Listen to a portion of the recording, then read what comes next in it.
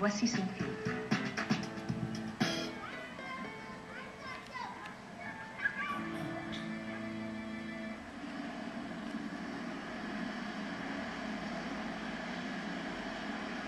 Bienvenue, willkommen dans Square. Nous sommes à Moscou aujourd'hui. Moscou, journée particulière ce 4 mars, puisque les Russes sont appelés à élire leur président. Il ne devrait pas y avoir de surprise. Poutine devrait être élu président de Russie, mais il y a une opposition qui continuera à manifester après cette élection. Parmi les membres de l'opposition, il y a Édouard Limonov, écrivain, homme politique. Vous le connaissez si vous avez lu le roman de Carrère, Limonov, avec sa vie tellement aventureuse. Il est juste à côté, il nous attend dans son bureau. Édouard Limonov. Édouard Limonov, de son vrai nom Édouard Veniaminovitch Savenko, est né le 22 février 1943 en URSS. En 1975, il s'exile à New York, il y fréquente les milieux punk et commence à écrire des romans. 5 ans plus tard, Limonov s'installe à Paris, avec pour tout bagage un poster de Lénine, une machine à écrire et un uniforme de l'armée rouge. Il se lie avec Jean-Hilaire Nallier et la bande de l'Idiot International. En 1992, en pleine guerre des Balkans, Limonov part pour la Serbie. Il soutient les Serbes, sympathise avec Radovan Karadzic et participe au siège de Sarajevo. Dans les années 90, il fonde le parti national bolchevique, les Nazbol, une alliance paradoxale de nationalisme et de nostalgie de l'Union soviétique. Il faut être rusé, il faut être résistant. En 2001, il est arrêté pour trafic d'armes et tentative de coup d'État au Kazakhstan. Il passe 2 ans dans la prison de Saratov. En 2012, il dénonce le néo-tsarisme de Vladimir Poutine. Interdit de se présenter à la présidentielle, il prône la résistance civile. Son ennemi, Poutine, reste le grand favori de l'élection du 4 mars. Papa Saint Limonov.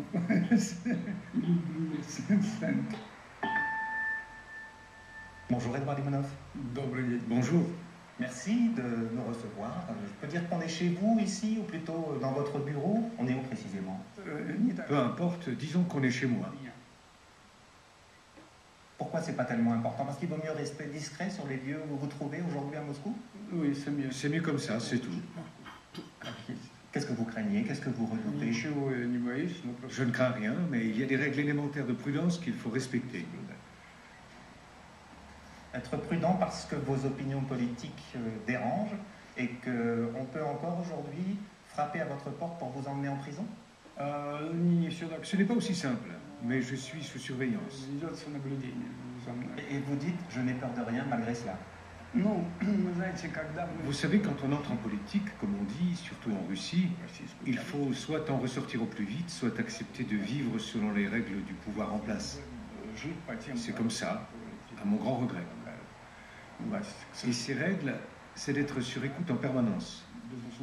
Et ça ne concerne pas uniquement les communications téléphoniques.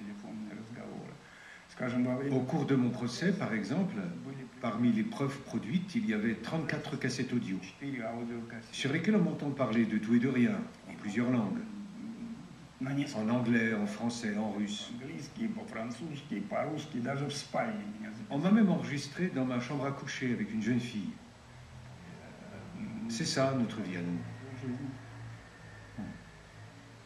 Votre procès qui vous a conduit 2 ans et demi en prison, au milieu des années 2000, il reste ici des traces, parce qu'il y a une photo assez formidable qui se trouve juste derrière vous, Édouard Limonov, c'est vous, avec des menottes, une barbe, un regard un peu inquiet, parce que j'imagine que la photo a été prise alors qu'elle n'avait pas le droit d'être prise en prison. Vous pouvez nous raconter l'histoire de cette photo? C'était il n'y a pas si longtemps que ça. C'était en 2003, à la prison de Saratov. J'étais interné dans le bâtiment numéro 3, là où les conditions de détention sont les plus sévères. Ce bâtiment est réservé aux prisonniers qui ont été jugés pour des chefs d'accusation particulièrement graves. Voici comment les choses se passent. Quand un avocat vient vous voir, on vous menotte à la table, sans doute pour que vous ne vous jetiez pas sur lui. Là, je ressemble à l'abbé Faria du comte de Monte Cristo.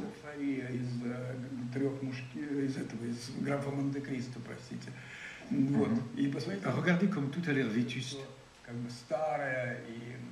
cette expérience très dure de la prison que vous avez connue il n'y a pas si longtemps que ça, vous l'avez racontée dans un livre d'Édouard Limonov qui s'appelle Mes prisons. Et on l'a lu aussi, nous, récemment, en France et en français, avec la plume d'un auteur qui est Emmanuel Carrère, qui vous a consacré un roman, qui a eu le prix Renaudot. Ça s'appelle Limonov. J'ai en face de moi Limonov. J'ai l'impression d'avoir un héros de roman en face de moi. Excusez-moi de me trouver là face à vous. Il me semble que ce roman est sorti depuis 7 mois au moins et qu'il marche bien. Oui. Oui, je vous le confirme. Le succès du livre a été une surprise pour Emmanuel Carrère lui-même. Il m'a rendu visite il y a quelques jours et il m'a avoué qu'il ne s'attendait pas à ça. Moi non plus.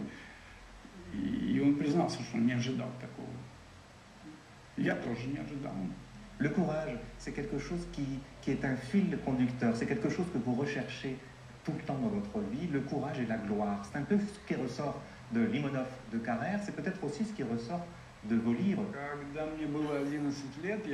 Je me rappelle que quand j'avais 11 ans, je regardais par la fenêtre de la chambre de l'appartement de mes parents, qui donnait sur une rue sordide de Kharkov. Et je me disais, je ne veux pas passer toute ma vie ici.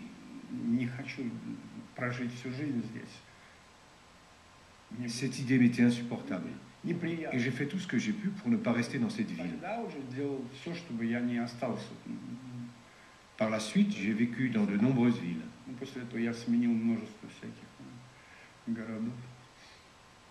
Mais j'avais envie d'être au cœur du monde. Quand je me suis retrouvé à New York, et plus tard à Paris, j'ai eu la sensation d'être au centre du monde. Ne pas être au cœur de la vie, au centre du monde, me paraissait humiliant. Я хочу написать книгу. Это очень нехорошая, неуютная книга, в которой бензин плавает в океане, ветер гремит железом, крысы бегают по комнатам и даже по потолкам, а тараканов нет только потому, что их пожрали крысы. Quand on se retourne ici, on a beaucoup de morceaux de la vie d'Édouard Limonov. On a par exemple ici votre période dans les années 80 à Paris. Je crois que la photo est prise de Notre-Dame. Et on aperçoit tout Paris. C'est une très belle photo. Et vous êtes tout seul dans Paris, comme si vous représentiez un peu la solitude de l'homme moderne. Je suis un auteur. Je suis le créateur d'un certain univers.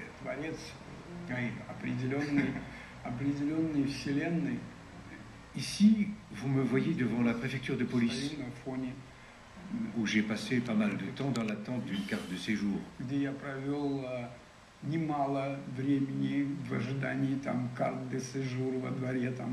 y avait toujours une immense file d'attente dans la cour.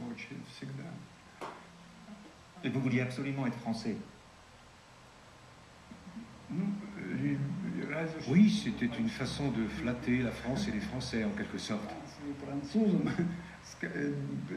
Pour être honnête, je voulais surtout vivre à Paris. Et je voulais être publié par des éditeurs français. C'est indéniable.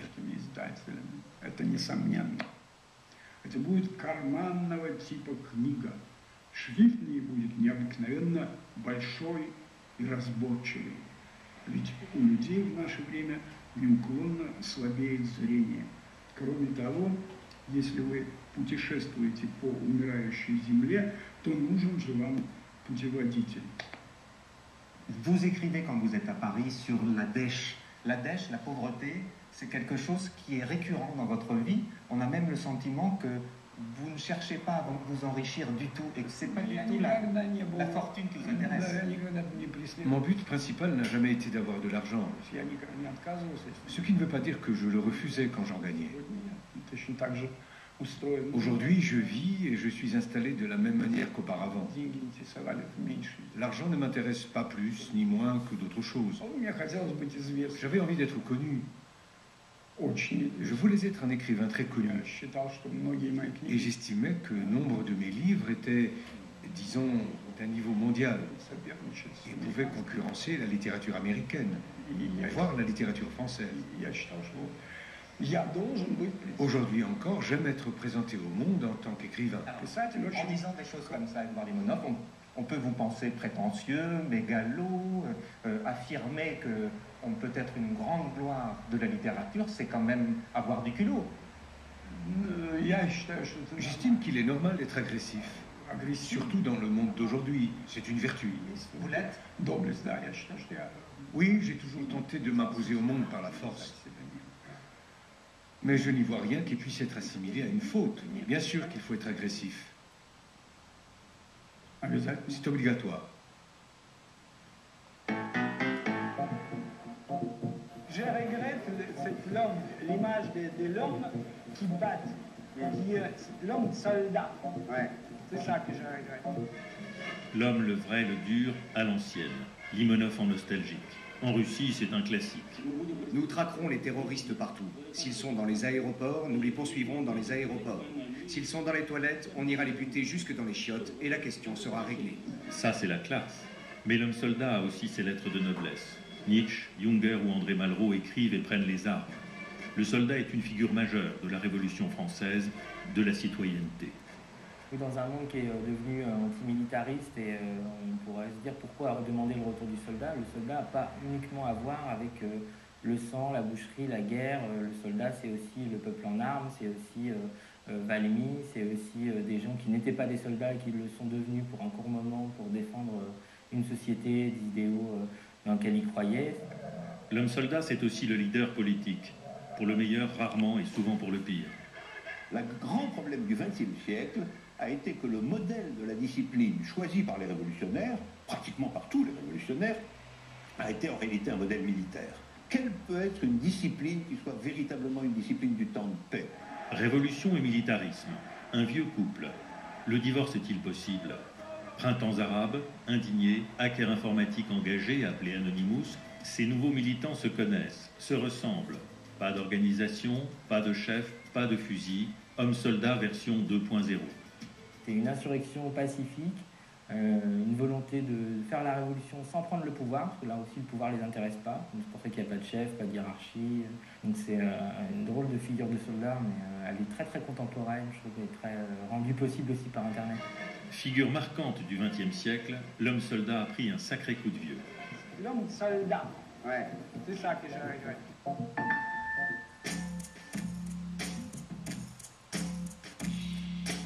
Limonov, dans les années 80, vous dites « l'homme soldat, c'est ce que je regrette ». Qu'est-ce que vous vouliez dire par là? Que dans les années 80, je n'avais jamais fait l'expérience d'être soldat.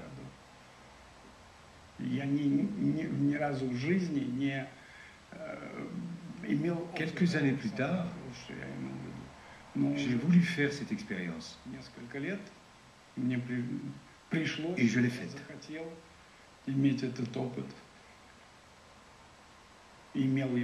Vous étiez donc armé, vous avez tiré? Quand vous êtes dans l'armée, quand vous portez l'uniforme, vous tirez. On vous tire dessus et vous ripostez. Donc vous avez tué des gens puisque vous étiez en guerre. Vous avez une idée romantique de la question. Vous aussi, vous êtes un romantique. Vous avez une vue romantique et moi une vue pratique. Vous me dites, vous avez tué des gens. Imaginez une attaque, on tire, vous tirez. Je vous pose la question. On m'a appris qu'il ne fallait pas tirer plus de 5 fois depuis la même position. Il faut bouger, sinon on vous descend. Vous courez. C'est comme si, face à vous, il y avait une vague qui arrivait. Vous tirez, eux aussi ils tirent. Vous courez et vous voyez des corps.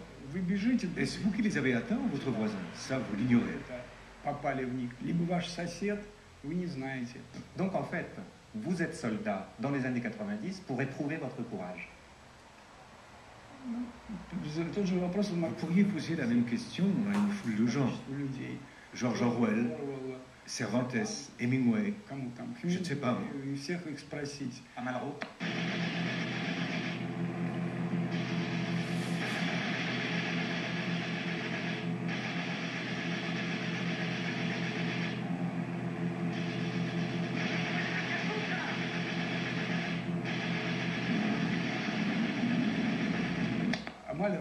Oui, à Malraux. Et leur demander, que vouliez-vous? Que recherchiez-vous dans la guerre? On ne peut pas répondre à cette question de manière simple. Je peux la poser à vous, cette question, parce que vous êtes vivant. Le premier conflit dans lequel je me suis retrouvé, c'était à Belgrade. C'était une bataille près de Vukovar, la prise de Vukovar. Je suis resté là-bas pendant quelques mois. Lorsque je suis parti, la situation était très tendue. Chaque village disposait de ses propres milices d'autodéfense. Dans les Balkans, les villages forment un véritable patchwork ethnique. Plusieurs fois par jour, on court le risque d'être tué.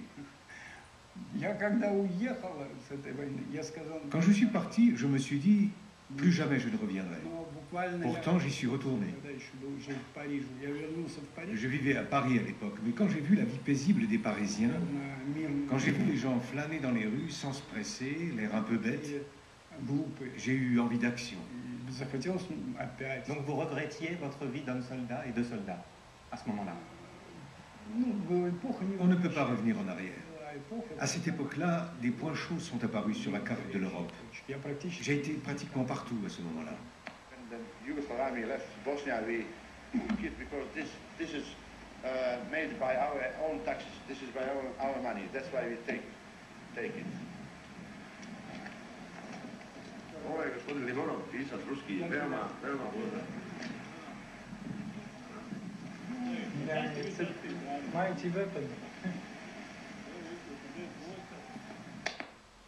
Je voudrais qu'on parle de ce point chaud-là. Vous pouvez nous parler de cette photo et nous dire déjà qui on voit là? Il me semble qu'à gauche, je reconnais Limonov. Là, vous voyez Sarajevo. Ici, c'est Radovan Karadzic qui se trouve malheureusement dans cette sinistre prison de la Haye, le tribunal pénal international. Pourquoi dites-vous malheureusement? Parce que c'est un patriote qui a combattu pour sa terre, pour sa nation. Je n'ai pas changé d'avis là-dessus. Il a dirigé l'État des Serbes de Bosnie à un moment très difficile. Ils ont vécu là pendant des siècles et des siècles. Et ils ont le droit d'y vivre encore.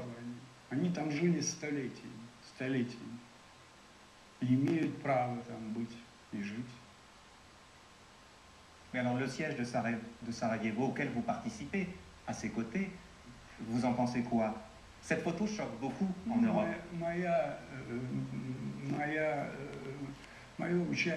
Ma participation là-bas a été celle d'un individu, pas davantage. Mais je me souviens qu'en 1992, ils avaient besoin d'un soutien moral, surtout d'un soutien venant du côté de la Russie. Donc, sans être un représentant officiel de la Russie, mais en tant que Russe, je me suis porté volontaire.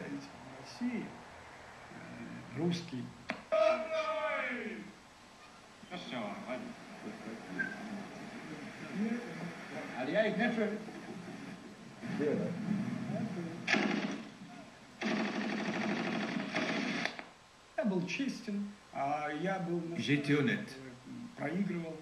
J'ai été du côté des perdants. Il n'y a rien qu'on puisse me reprocher. J'ai combattu avec des soldats. Je n'ai jamais affronté des civils.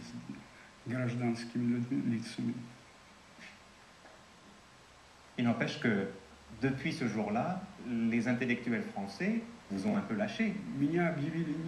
On m'a collé une étiquette de politiquement incorrect. On s'est même demandé s'il fallait continuer à publier mes livres en France.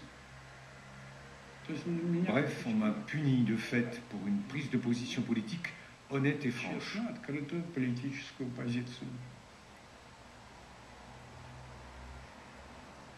Je regarde ces photos du soldat Limonov et puis mon œil est attiré par d'autres images qui sont plus anciennes. Vous avez à la gauche de votre bureau une sorte de petit mausolée familial, on va dire, puisque il me semble apercevoir votre mère, là, cette très belle femme. Est-ce que c'est elle? Oui, c'est ma maman quand elle était jeune. Ici, ce sont mes enfants. J'ai l'air très fatigué sur la photo parce que je me suis occupé de toute la journée. Maintenant, ils sont grands. Plus que quand vous vous battez avec une arme. Oui. Maintenant, ils sont beaucoup plus grands, plus énergiques et plus fous. Vous voyez, je les tiens, mais ils fichent le camp dans tous les sens. Ce sont des enfants. Quand je regarde les photos du Limonov, qui est presque le Limonov qu'on a face à nous aujourd'hui dans le square, je me dis qu'il s'est peut-être un peu assagi. Non, ma femme et moi avons dû divorcer. Donc je ne suis pas devenu plus sage.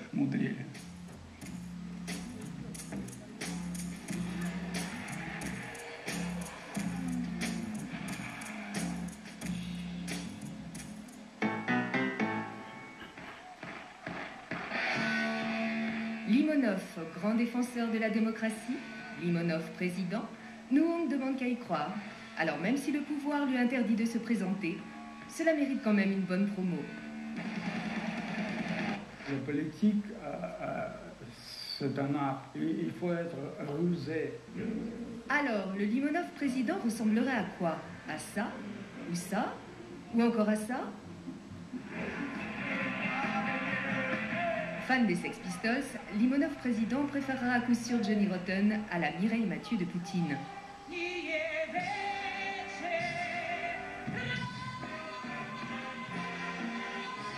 Avouez que Johnny Rotten au Kremlin, ça aurait une toute autre mine avec dans le public quelques pogos des Nazbols, les membres du parti national bolchevique créé par Limonov.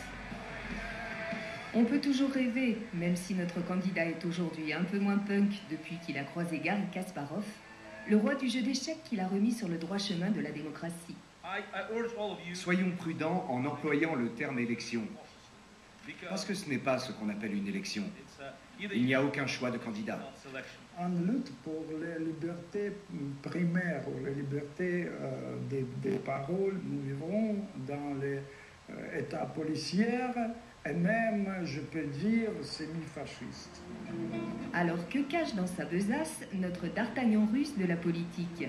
Quelques idées qui ne manquent pas de panache. Extrait, création d'une nouvelle capitale en Sibérie, remplacement des juges de la Cour suprême par des militants des droits de l'homme, transformation du Kremlin en musée, distribution de manteaux en hiver à la Evita Peron. Avouez que même si ce programme vous fait sourire, avec Limonov, on n'aurait pas tout à fait la même Russie que celle de Dimitri et Vladimir.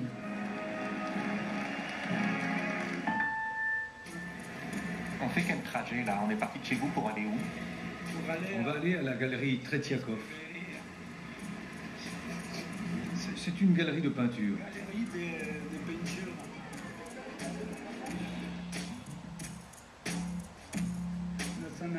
C'est un portrait de Pouchkine, réalisé par Kipriensky.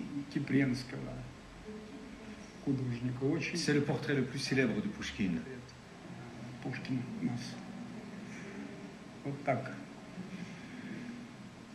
Mais assez parlé de Pouchkine, et revenons-en à la période actuelle.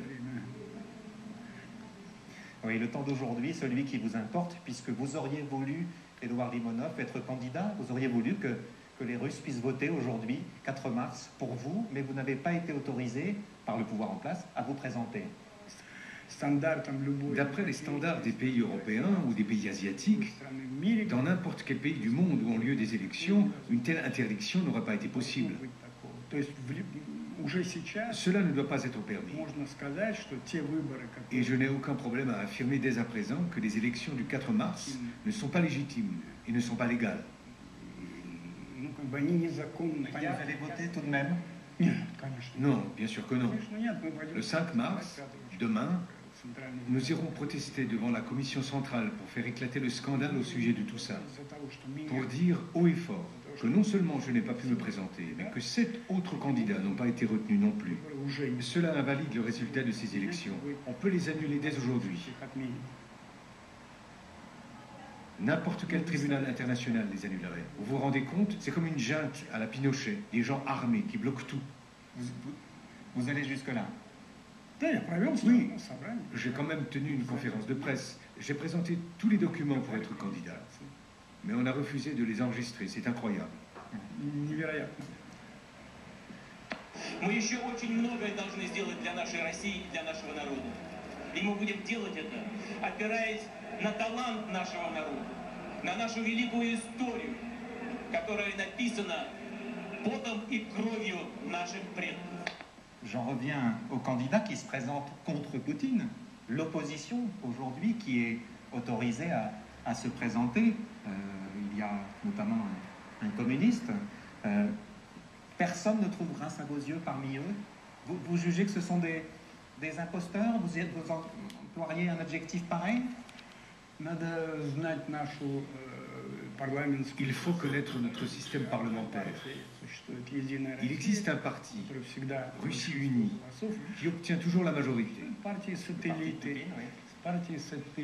Et il y a des partis satellites. Et ces partis satellites dépendent du parti du pouvoir. Ils jouent tous dans le même orchestre. Et comme par hasard, vous jouez du violon.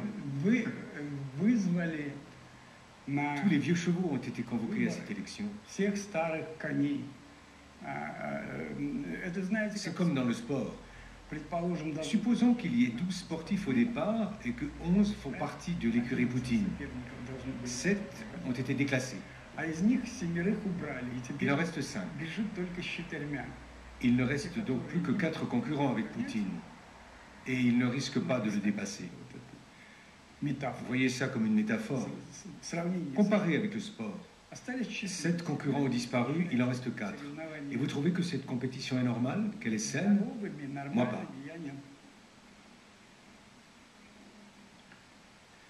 Vous avez dirigé un parti qui a été dissous en 2007. Ce parti, c'était le Parti national bolchevique, Édouard Limonov. Vous aviez... Pas seulement dissous, c'était interdit. Là, vous reprenez le français pour dire ça d'ailleurs. Ouais. Pas seulement dissous, mais interdit. Aujourd'hui, vous dirigez quel parti? Je préside le comité directeur d'un parti qui s'appelle l'Autre Russie. Правильно я говорю, Владимир Евгеньевич? Вы на 140% правы, Владимир Владимирович. 4 февраля останьтесь дома и признайте прошедшие выборы честными. Alors, c'est difficile pour nous, d'Europe, de savoir exactement les idées que vous défendez aujourd'hui à la tête de ce parti. Est-ce que vous pouvez nous expliquer clairement, simplement, ce que Limonov, s'il était élu, imaginons, président, s'il avait pu se présenter, ferait pour la Russie en étant au départ le chef de ce parti? La première chose que je ferais, c'est d'organiser des élections libres au Parlement. Première décision. Des élections libres, avec la participation effective des partis politiques existants. Tous ceux qu'on connaît, qui travaillent en politique, qu'on voit dans la rue, qui ont une existence concrète. Première chose. Puis, sans doute, je changerai la composition de la Cour suprême et du tribunal constitutionnel. C'est très important. Pourquoi? Notamment parce que les membres de ces deux institutions participent au décompte des voix. Ce que vous êtes en train de me dire, c'est que vous feriez en sorte qu'il y ait enfin la démocratie en Russie. Eh bien oui.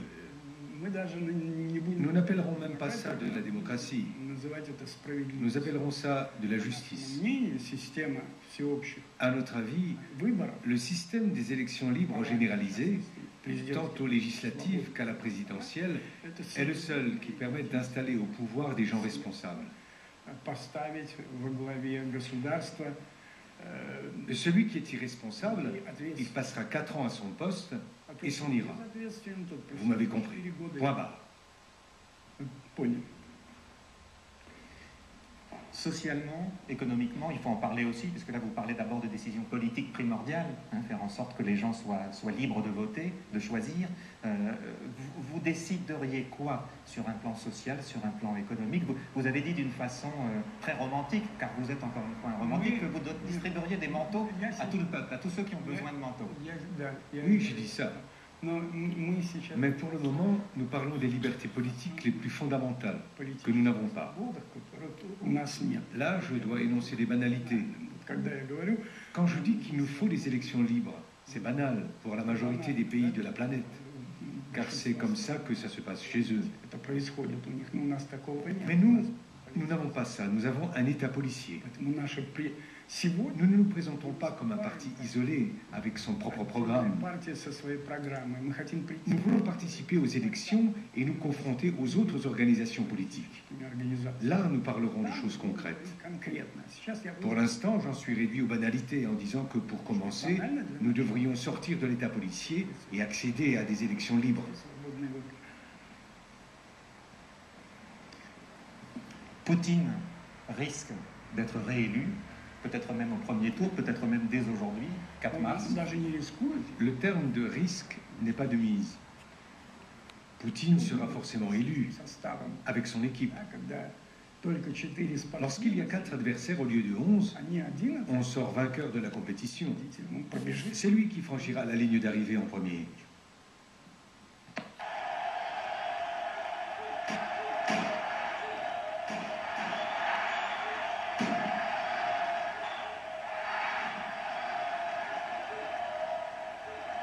Ça veut dire qu'avec l'autre Russie, qu'est-ce que vous pouvez faire à partir de demain 5 mars? C'est un combat qui recommence, c'est presque un combat éternel.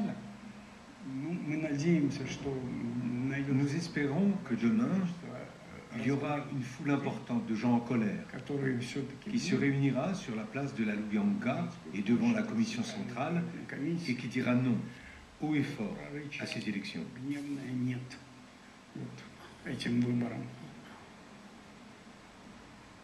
Il y a déjà eu des manifestations depuis les dernières élections parlementaires. Beaucoup de Russes sont venus dire leur opposition dans les rues, sur les trottoirs de Moscou.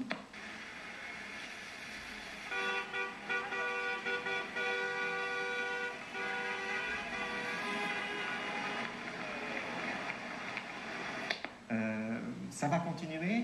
Vous pensez que Poutine laissera faire encore longtemps ce type de manifestation? Pour moi, dans les conditions qui sont les nôtres en Russie, ce type de manifestation n'est pas la bonne réponse. C'est trop mou. Ce sont juste des gens qui défilent. Vous avez participé pourtant à quelques manifestations récentes. Je suis venu depuis 3 ans et je continue à venir sur la place du Triomphe avec les gens de Stratégie 31, tous les 31 du mois. Et nous luttons pour la mise en place d'un droit de réunion libre et pacifique.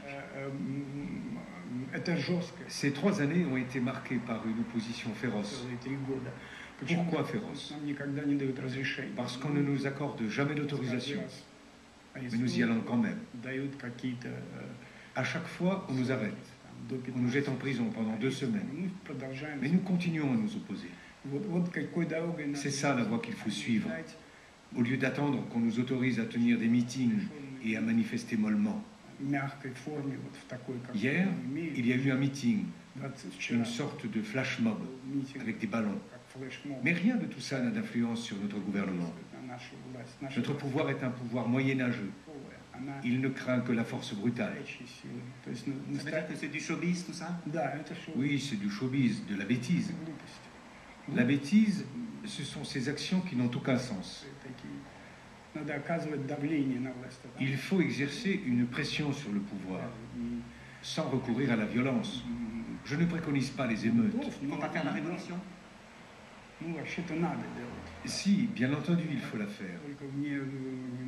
Mais habituellement, on associe à ce mot la notion de violence. Il faut transformer la société pour qu'elle soit différente. Continuer le combat, le durcir, mais ne pas passer par la violence. Si c'est possible, oui, bien sûr. Mais si le pouvoir exerce des violences contre nous, la patience du peuple atteindra vite ses limites.